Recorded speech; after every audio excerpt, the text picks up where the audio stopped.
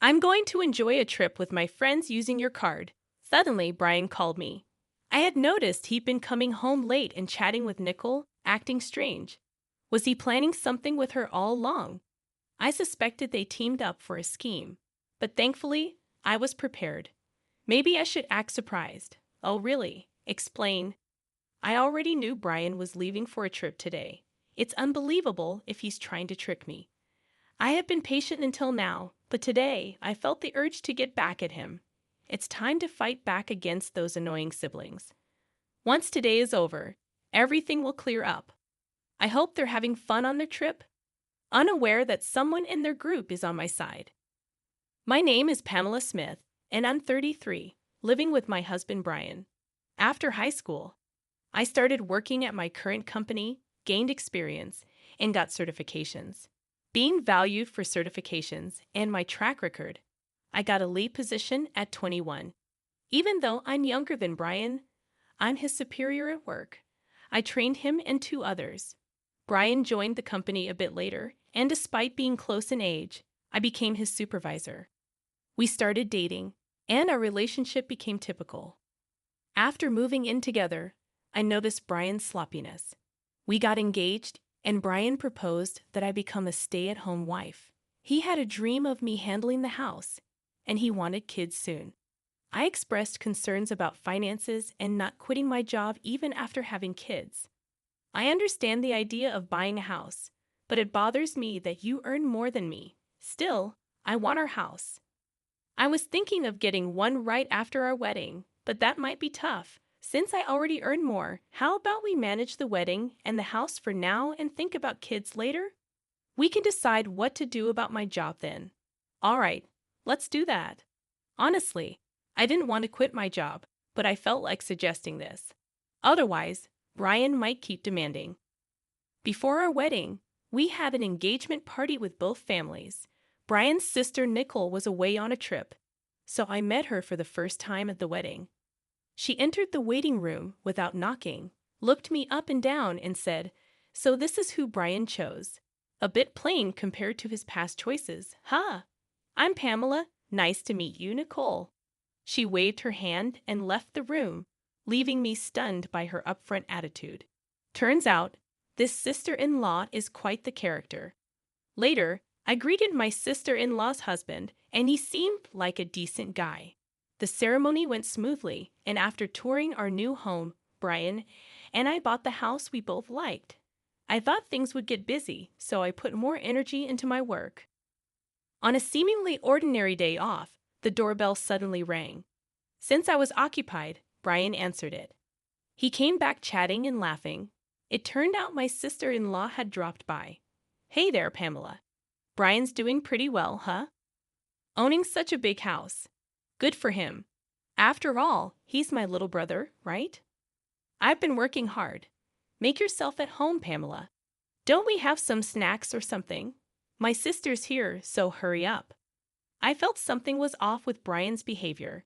He started acting all high and mighty because his sister was here, probably telling her he bought the house himself.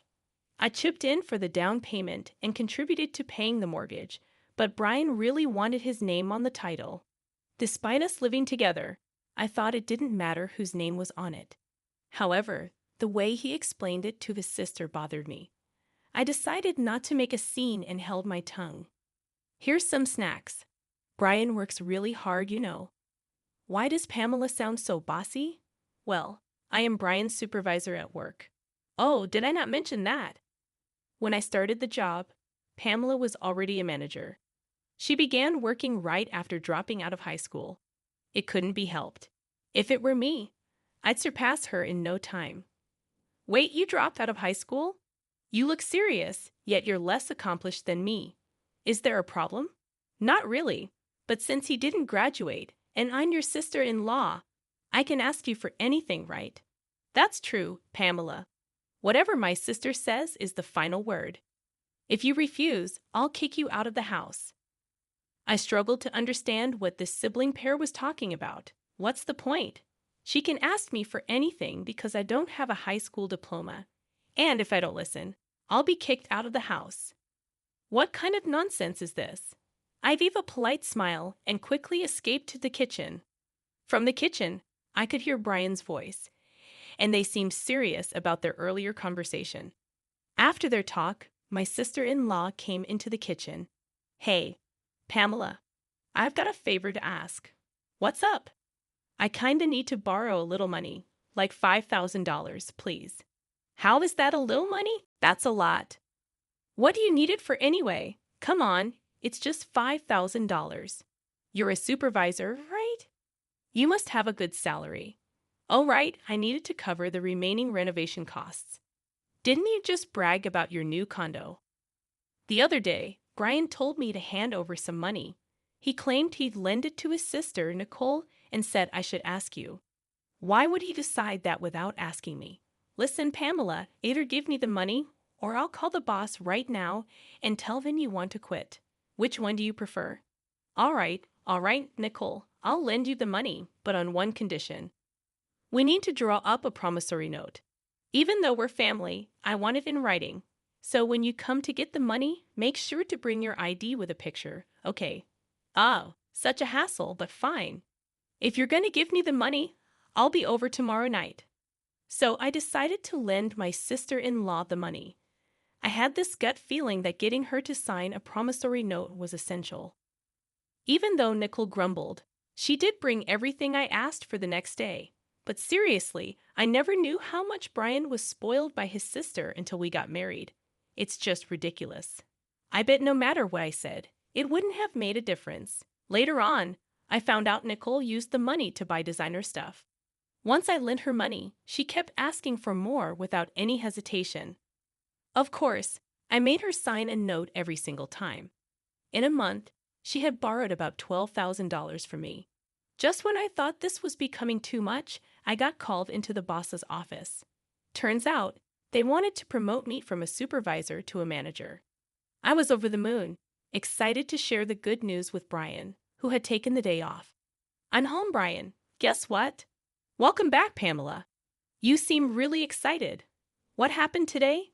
My boss called me in, and guess what? He asked me if I wanted to be the department manager. My goal has always been to become the head manager, so I'm super excited that I'm getting closer to it. Huh. Wait, what, Pamela? You're getting promoted? I don't get it. Did you accept the offer? Well, yeah, I've told you about my goal before, right? Hold on, you should have asked for my permission before making such a decision. Plus, I've told you I wanted you to be a stay-at-home wife, haven't I? How come you're getting promoted and I'm still stuck at the same position? Doesn't that seem odd? That's not my fault. I've made it clear that I don't want to quit my job. Why you can't get promoted is beyond me. Shortly after, Brian made a call, and I assumed it was to his older sister. Sure enough, a few minutes later, his sister arrived. Hey, I heard you stole Brian's promotion opportunity. What's the big idea? No, I didn't steal anything. At our company, promotions are based on performance. So you're saying Brian's incompetent at his job? How dare you look down on him? As his wife, this is ridiculous. Let's go grab some barbecue on her dime. They rummaged through my purse and took my bank card. I tried to resist, but they were 2 against 1, and I ended up being restrained. The 2 of them left, laughing, and tears welled up in my eyes. I shouldn't have married such a man. It's too late for regrets. I need to find a good divorce lawyer. That night, Brian didn't come home. The next day when I went to work, Brian had already arrived and came up to me with a smug look, saying, "Yesterday was a blast. Eating on someone else's dime is the best. Thanks for the treat." When he handed me the receipt, I saw he'd been to an upscale barbecue restaurant, and the bill was $1,200. There were also receipts from luxurious bars that totaled an unbelievable $6,000. I wanted to snap back, but more and more employees were coming in, so I held my tongue. On my way home, I checked how much was withdrawn from the bank, and to my shock, it was $8,000. I confronted him when I got back.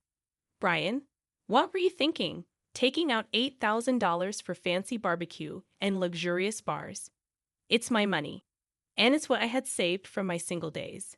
I just got home, And you're nagging me about money from your single days. Don't know, don't care, can't do anything about it now since I've already spent it. He said that and ran into the bathroom. That's it. I'm definitely going to divorce him. I went to see a lawyer over the weekend. Several weeks have passed since then, and the preparations for the divorce are progressing steadily. Ever since that incident, Brian has been coming home late, and he leaves the house in a hurry on his days off. I was getting suspicious and thought about hiring a private investigator when I got a call from Kevin, my sister-in-law Nicole's husband. Hello, is this Pamela's number?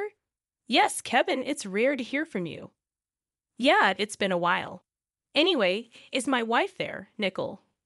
No, she's not here. I see. She's been coming home late and leaving without telling me. On weekends, she said she was at Brian's place when I asked her yesterday. Oh, I see. Brian's been acting the same way. Maybe they're both going somewhere together. It's none of my business anymore, so I don't really care. Oh, and Kevin, I had something to tell you as well. Can you hear me out? None of your business anymore. What do you mean? All right, go ahead. I told him everything that happened about the money I lent to my sister-in-law and everything else. Upon hearing this, Kevin sighed and said, Is that so? I'm sorry about my wife. To be honest, I've been at my breaking point and considered getting a divorce, but I just couldn't take action. Why not use the evidence I've gathered, Kevin? You should get a divorce too. It's not fair for you to be in this situation. Let's give those selfish siblings who spend money recklessly a taste of their own medicine. Yeah, let's work together on this. Oh, by the way, I think Nicole and the others might be planning a trip. He mentioned that she had urged him to take a long vacation, and there were travel brochures on Pamela's vanity. Curious, I decided to look inside the shelf that Brian had always told me not to touch. Sure enough, I found travel brochures and club cards. That's when it clicked for me. Kevin, I think they might really be planning a trip. I found some brochures. I've got an idea. As I explained the plan, Kevin laughed and agreed to go along with it.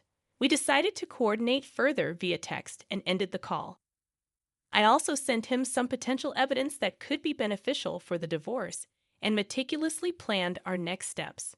2 weeks later, early one morning, Brian left the house. I knew about it since Kevin had informed me the day before. A few hours later, Brian called. I'm going to have a blast on your card with my sis and friends. He had been coming home late and sneakily making calls with Nicole. I had sensed something was off. I suspected they were up to something. Good thing I had prepared. Maybe I should act surprised. Mine? What? What do you mean? Explain.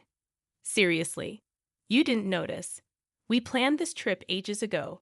Kevin was just our backup plan in case something happened. We felt you've been getting too arrogant lately and talked about teaching you a lesson. Got it? Now you can't stand up to us anymore. I don't have to tolerate this any longer. I've been patient for so long. A little payback isn't too much to ask for.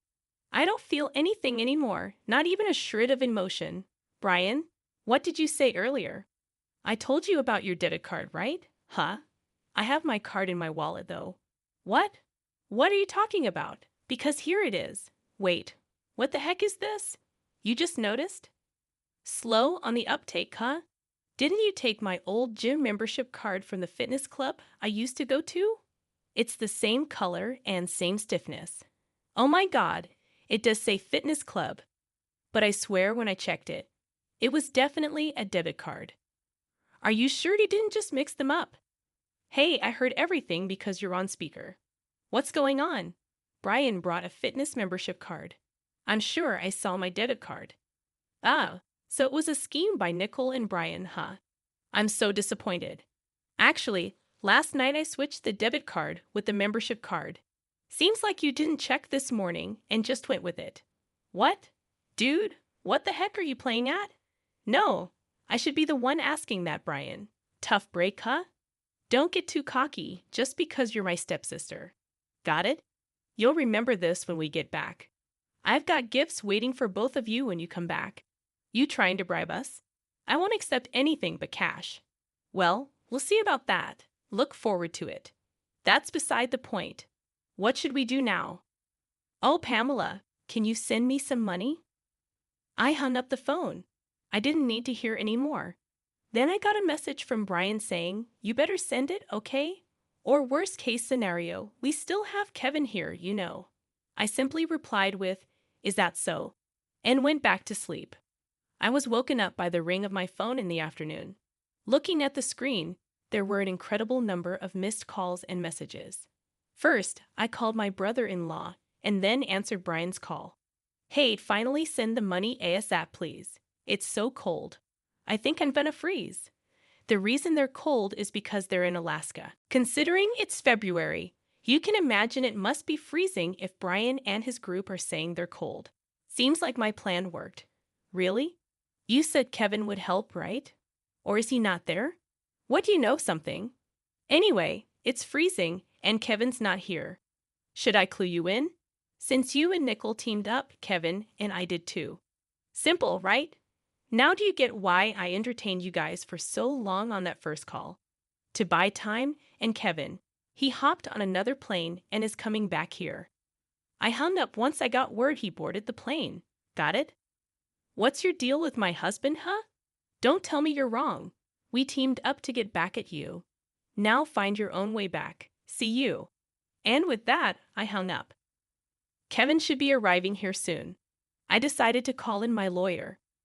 We had our final meeting regarding the divorce before Brian and the others would return. Why did I gather everyone here? I was sure Brian and the group would confront me. A few hours later, as soon as Brian and his group returned, they started yelling. "Pamela? Hey, what the hell? What were you thinking?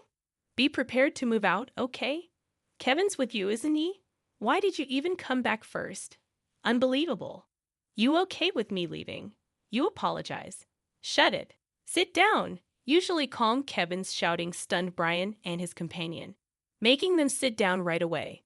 The lawyer promptly handed out his business cards to both of them. Both looked dumbfounded as they stared at the cards. "Well, here's a gift from us."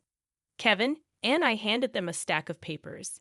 As they read through them, their faces turned pale. "Wait a minute. This mentions property division. You're not saying it's about divorce, are you?" "It's written on mine, too. It's a divorce. What did I do? Divorce has got to be a joke, right?" "Yeah, right. Kevin, let's head home." "I'll go first. I've been recording your daily outbursts. After some time, even the call you made from your vacation, Brian, you don't even know what you did. I can't continue like this with you." "Hold on, are you sure? I said it, didn't I? I'm demanding half of the down payment from when we bought the house, the rest of the mortgage, and the repayment of the savings you spent from when I was single." "Nicole, you spent the money you borrowed from me and also withdrew from my savings with Brian, right? You're going to repay that." "No, wait, Brian. Didn't you buy this house?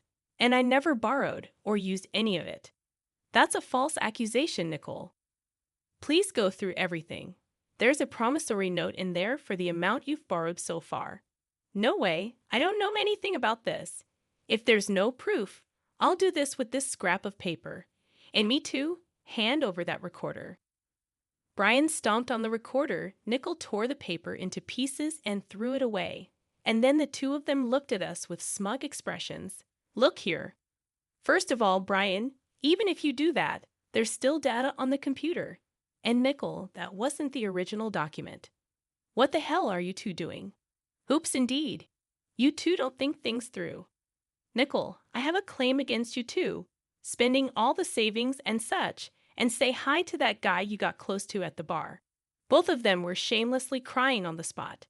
The amount I billed Brian was a total of $115,000, $5,000 for emotional damages, $100,000 for the down payment on the house, and $10,000 for miscellaneous expenses. In addition, there's an upcoming loan repayment of $2,000. For the bill from me to Nicole, it amounted to $31,000, $8,000 for miscellaneous expenses, and $23,000 for a loan for which she signed a promissory note. As for the amount billed from Kevin to Nicole, since she had been intentionally distressing him and spending money, it came to and $20,000, $30,000 for emotional damages, and $90,000 for miscellaneous expenses, all without any division of assets like condos. I thought the two of them might sue since they weren't the sharpest tools in the shed, but thanks to our attorney who wrote at the end of the paperwork, if you sue, you're gonna lose for sure. No one's gonna represent you. It'll just cost you more. Work hard on your repayments. We settled it without going to court. I grabbed my packed belongings and left the house.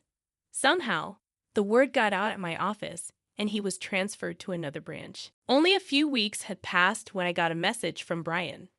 "Pamela, I want to see you. I never thought life without you would be this lonely. Can we give it another shot? You can work as much as you want. It's not going to happen. Goodbye, Pamela. It's Nicole. I think you should reconsider things with my brother. Why don't we live together? Maybe there's been some misunderstanding between us. I believe things will be better. Nicole, it's not gonna happen. I'm sorry. Goodbye." They begged, but I ignored them and blocked their contacts. It seems Kevin got a similar call but turned it down and blocked them too. Sometime later, when I passed by my old house in a taxi, I saw it was already up for sale. Since the repayment was done in one go, and I'd blocked all communications, I have no idea how they're doing now. As for me, I moved out and bought a condo. Work's been going well, and my boss recently told me that I've been promoted to regional director, a position I've always aimed for. I've also been out to eat with Kevin a few times. He's a bit older, but we click, and our conversations flow easily. Things feel just right now between us, and we think alike. Life's been good since the divorce. I'm glad I got divorced. What happened between me and Kevin after that is a story